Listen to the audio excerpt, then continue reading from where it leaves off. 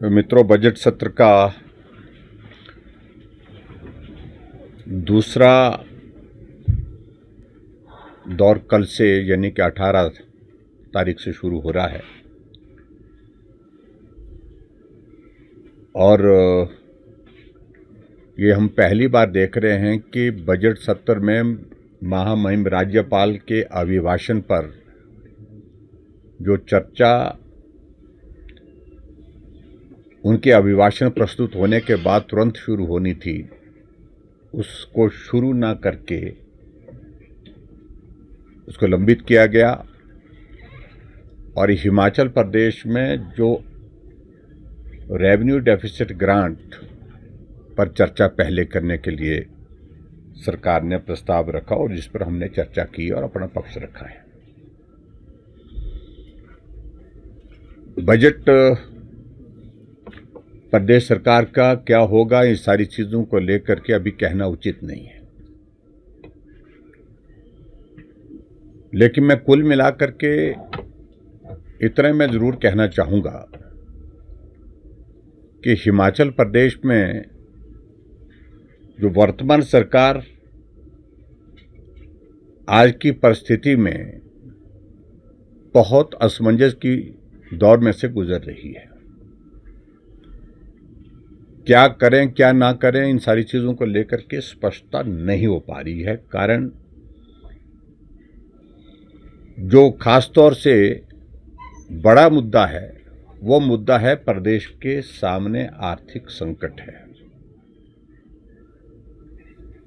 पिछली बार जो बजट था वो 58,000 करोड़ रुपीस का था और रेवेन्यू डेफिसिट ग्रांट की कमी के कारण अब की बार बजट किस प्रकार का प्रस्तुत किया जाए, कितने का बजट प्रस्तुत किया जाए, इन सारी चीज़ों को लेकर के अपने आप प्रश्न चिन्ह है। लेकिन मैं उन सारी चीज़ों को लेकर के यही कहूँगा, वो अभी बाद में आएंगी बातें। अभी जो सेकंड फेज का हमारा बजट सत्र शुरू हो रहा कल से, भारतीय जनता पार्टी ने बहुत सारे नोटिस दे रखे हैं जिन पर हम चर्चा चाहेंगे।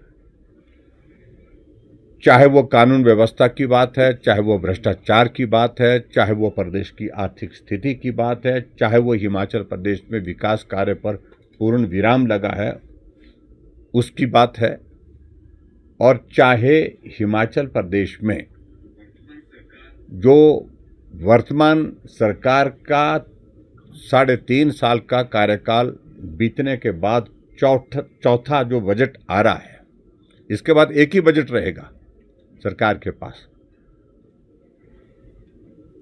उन तमाम इश्यूज को लेकर के हम चर्चा करेंगे और मैं उम्मीद करता हूं कि जो मुद्दे हैं उन मुद्दों पर चर्चा करने के लिए विधानसभा अध्यक्ष महोदय हमको अवसर भी प्रदान करेंगे और उसके साथ साथ में सरकार उस पर ठीक जानकारी देगी। लेकिन पहली बात, सबसे जो महत्वपूर्ण है, वो चिंता का विषय हमारे सामने है, वो है मुख्यमंत्री के प्रति और सरकार के प्रति एक अविश्वास का एक माहौल खड़ा हो गया है। पिछले 3 बजट की जो की हुई घोषणाएं वो पूरी तो होने की बात छोड़िए, लेकिन अभी तक उस पर काम भी शुरू नहीं हो पाया है। सदन के अंदर झूठ बोलना ये उनकी एक आदत बन गई है और निश्चित रूप से जिस प्रकार से मुख्यमंत्री का बार बार झूठ बोलना वो एक तरह का सदन की मर्यादा का भी विषय है, प्रिविलेज का भी विषय है। हम एग्जामिन कर रहे हैं नियम के अनुसार उसमें क्या किया जा सकता है। एक नहीं अनेकों इस प्रकार की अनाउंसमेंट्स हाउस के अंदर की हुई, लेकिन उसके बावजूद भी पूरी नहीं हुई। इसलिए मैं कुल मिलाकर के सिर्फ इतना ही कहना चाहता हूं कि अब की बार ये बजट सत्र बहुत कठिनाई के दौर में से सत्ता पक्ष के लिए रहेगा। क्योंकि हर बात का जवाब जो पूछा जाएगा जवाब देने की परिस्थिति नहीं बन पा रही है उनकी। और ये आप मान करके चलिए जवाब उनके पास है भी नहीं।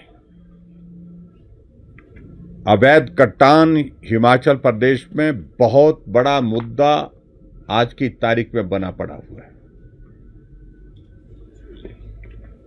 चाहे वो मंडी जिला के अंतर्गत धर्मपुर का विषय है, चाहे वो मंडी जिला के अलावा सिरमौर जिला का विषय है, और इसके अतिरिक्त और भी बहुत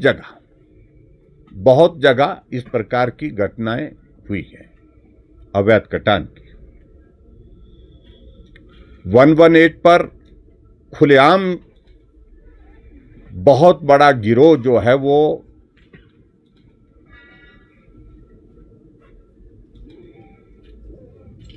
लोगों को गुमराह करके पैसे ले रहा है, वो भी एक बहुत बड़ा विषय है। भ्रष्टाचार की अगर मैं बात कहूं, हिमाचल प्रदेश से इंडस्ट्री पलायन करके दूसरे राज्यों में निकल पड़ी है और उसकी अगर पीड़ा उन जो हमारे उद्योगपति हैं उनसे पूछी जाए, उनकी जुबानी सुनी जाए, तो वो भी एक चिंता का विषय बना हुआ है। और उसके बाद 3.5 साल का कार्यकाल बीतने के बावजूद भी अभी भी हिमाचल प्रदेश में संस्थान बंद करने की प्रक्रिया चली हुई है।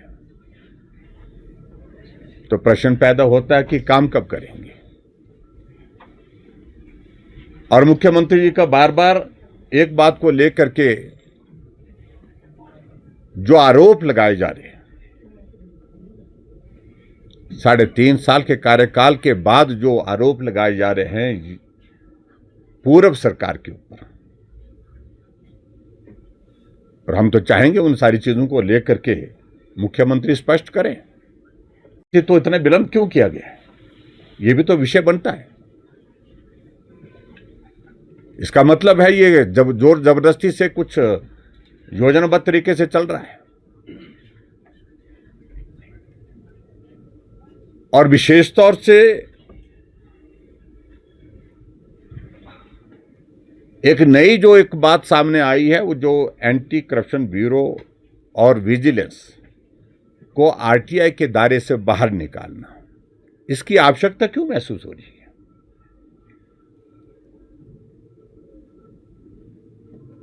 क्या छुपाना चाह रहे हैं? इस बात को लेकर के स्पष्ट होने की आवश्यकता है।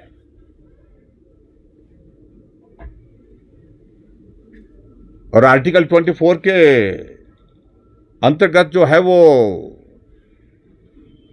आप जिस प्रकार से सारी चीजों को करना चाह रहे हैं, छुपाना चाह रहे हैं, वो संभव नहीं है।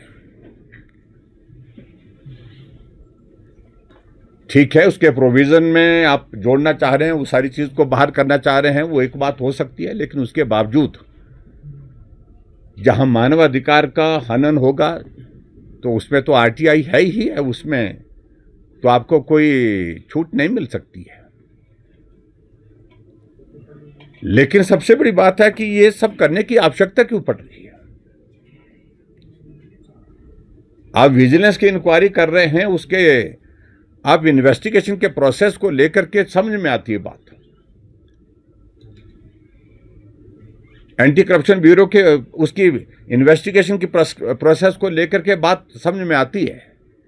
लेकिन आप सारी प्रक्रिया को इसलिए बाहर करने की कोशिश कर रहे हैं कि बहुत सारी बातें आपकी इन्वेस्टिगेशन की जो है वो सार्वजनिक हो रही है, उन बातों पर पर्दा डालने की कोशिश कर रहे हैं। और कांग्रेस पार्टी के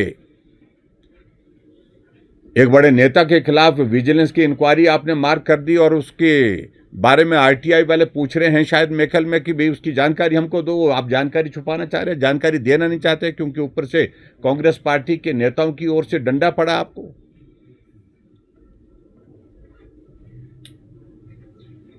इसलिए काम करने के तौर तरीके पर बहुत गंभीर प्रश्न खड़े हुए हैं।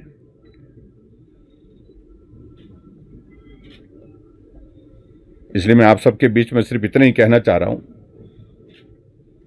क्योंकि बहुत सारी बातों का जिक्र करना अभी उचित नहीं है, क्योंकि कल से राज्यपाल महोदय जी के अभिभाषण पर चर्चा होगी, उस पर हम बोलेंगे, और उसके बाद बजट होगा, बजट पर बोलेंगे, उसके बाद जो हमारे जो नोटिस होंगे उन नोटिस पर हम बात करेंगे।